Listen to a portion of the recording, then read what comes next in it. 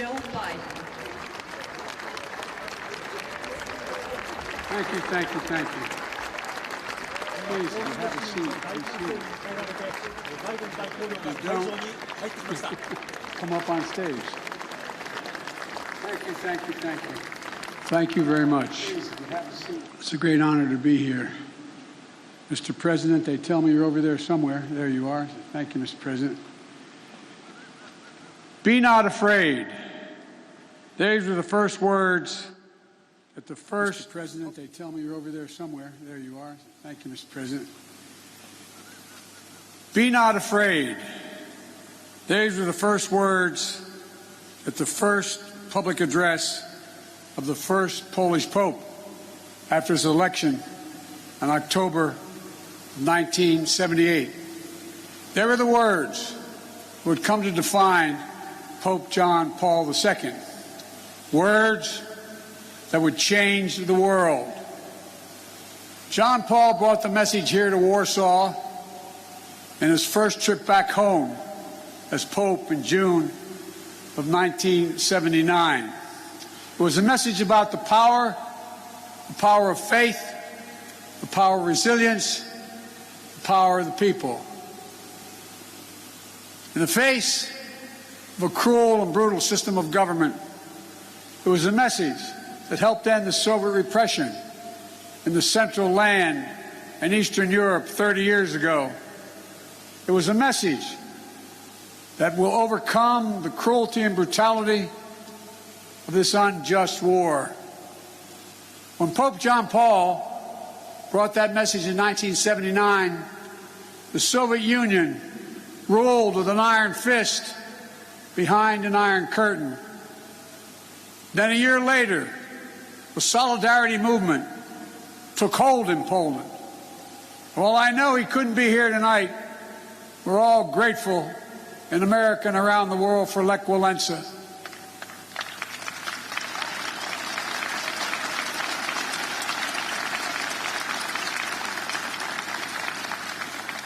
Reminds me of that phrase of philosopher Kierkegaard: faith sees best in the dark. And they were dark moments. 10 years later, the Soviet Union collapsed, and Poland and Central and Eastern Europe would soon be free. Nothing about that battle for freedom was simple or easy. It was a long, painful slog, fought over not days and months, but years and decades. But we emerged anew in the great battle for freedom, a battle between democracy and autocracy, between liberty and repression, between a rules-based order and one governed by brute force. In this battle, we need to be clear-eyed. This battle will not be won in days or months either. We need to steel ourselves for the long fight ahead. Mr. President, Mr. Prime Minister, Mr. Mayor, members of the Parliament, distinguished guests, and the people of Poland, and I suspect some people of Ukraine that are here. We are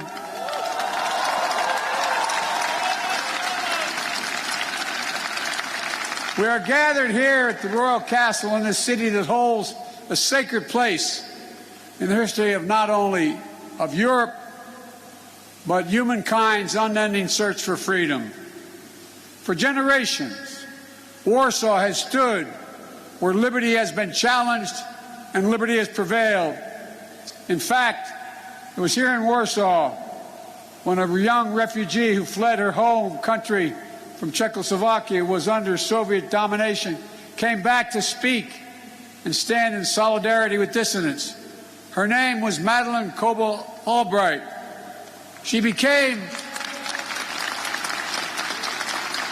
one of the most ardent supporters of democracy in the world. She was a friend with whom I served, America's first woman Secretary of State. She passed away 3 days ago. She fought her whole life for essential democratic principles. And now, in the perennial struggle for democracy and freedom, Ukraine and its people are in the front lines, fighting to save their nation. And their brave resistance is part of a larger fight for an essential democratic principles that unite all free people. The rule of law, fair and free elections, the freedom to speak, to write, and to assemble, the freedom to worship as one chooses, freedom of the press. These principles are essential in a free society. But they have always been under siege. They've always been embattled. Every generation has had to defeat democracy's moral foes. That's the way of the world. For the world is imperfect, as we know, where the appetites and ambitions of a few forever seek to dominate the lives and liberty of many. My message to the people of Ukraine is a message I delivered today to Ukraine's foreign minister and defense minister, who I believe are here tonight. We stand with you, period.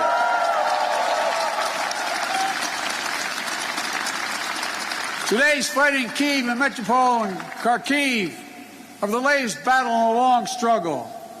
Hungary, 1956. Poland, 1956, and then again, 1981. Czechoslovakia, 1968. Soviet tanks crushed democratic uprisings. But the resistance continued until finally, in 1989, the Berlin Wall and all the walls of Soviet domination, they fell. They fell. And the people prevailed. But the battle for democracy could not conclude and did not conclude with the end of the Cold War. Over the last 30 years, the forces of autocracy have revived all across the globe. Its hallmarks are familiar ones: contempt for the rule of law, contempt for democratic freedom, contempt for the truth itself. Today, Russia has strangled democracy, has sought to do so elsewhere, not only in its homeland. Under false claims of ethnic solidarity, it has invalidated neighboring nations. Putin has the gall to say he's denazifying Ukraine. It's a lie. It's just cynical. He knows that. And it's also obscene. President Zelensky was democratically elected. He's Jewish. His father's family was wiped out in the Nazi Holocaust. And Putin has the audacity, like all our autocrats before him, to believe that might will make right. In my own country, a former president named Abraham Lincoln voiced the opposing spirit to save our union in the midst of a civil war. He said, "Let us have faith that right makes might." Right makes might. Today, let us have that faith again. Let us resolve to put the strength of democracies into action to thwart the designs of autocracy. Let us remember that the test of this moment is the test of all time. The Kremlin wants to portray NATO enlargement as an imperial project aimed at destabilizing Russia. Nothing is further from the truth. NATO is a defensive alliance. It has never sought the demise of Russia. In the lead up to the current crisis, the United States and NATO worked for months to engage Russia to avert war. I met with them in person, talked to them many times on the phone. Time and again, we offered real diplomacy and concrete proposals to strengthen European security, enhance transparency, build confidence on all sides. But Putin and Russia met each of the proposals with disinterest in any negotiation, with lies and ultimatums. Russia was bent on violence from the start. I know not all of you believed me and us when we kept saying they are going to cross the border, they are going to attack. Repeatedly, he asserted we had no interest in war, guaranteed he would not move. Repeatedly saying he would not invade Ukraine. Repeatedly saying Russian troops along the border were there for training. all 180,000 of them.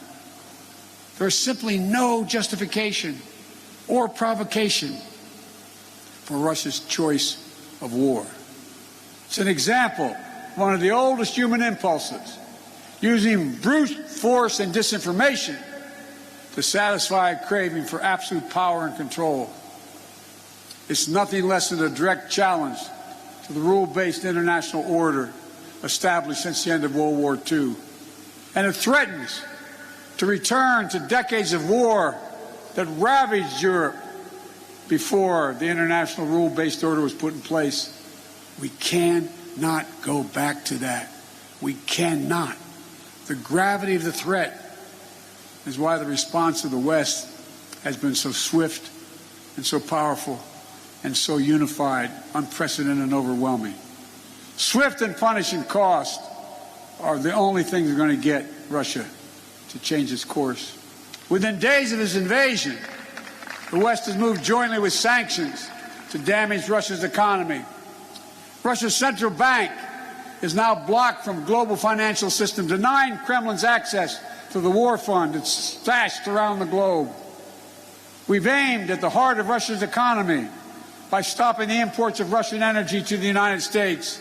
To date, the United States has sanctioned 140 Russian oligarchs and their family members, seizing their ill-begotten gains, their yachts, their luxury apartments, their mansions.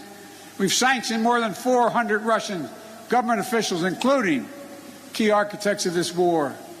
These officials and oligarchs have reaped enormous benefit from the corruption connected to the Kremlin. And now they have to share in the pain. The private sector is acting as well. Over 400 private multinational companies have pulled out of doing business in Russia, left Russia completely, from oil companies to McDonald's. As a result of these unprecedented sanctions, the ruble almost is immediately reduced to rubble. The Russian economy, that's true, by the way, takes about 200 rubles to equal $1. The economy is on track to be cut in half in the coming years. It was ranked, Russia's economy was ranked the 11th biggest economy in the world before this invasion. It will soon not even rank among the top 20 in the world. Taken together, these economic sanctions are a new kind of economic statecraft with the power to inflict damage that rivals military might. These international sanctions are sapping Russian strength, its ability to replenish its military, and its ability to project power. And it is Putin, it is Vladimir Putin who is to blame, period. At the same time, alongside these economic sanctions, the Western world has come together to provide for the people of Ukraine with incredible levels of military, economic, humanitarian assistance.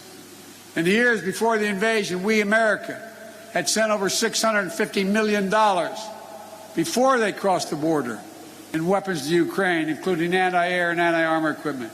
Since the invasion, America has committed another $1.35 billion in weapons and ammunition. And thanks to the courage and bravery of the Ukrainian people, the equipment we've sent and our colleagues have sent have been used to devastating effect to defend Ukrainian land and airspace. Our allies and partners have stepped up as well.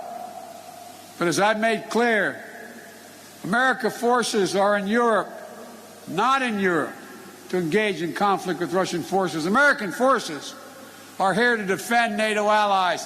Yesterday I met with the troops that are serving alongside our Polish allies to bolster NATO's frontline defenses.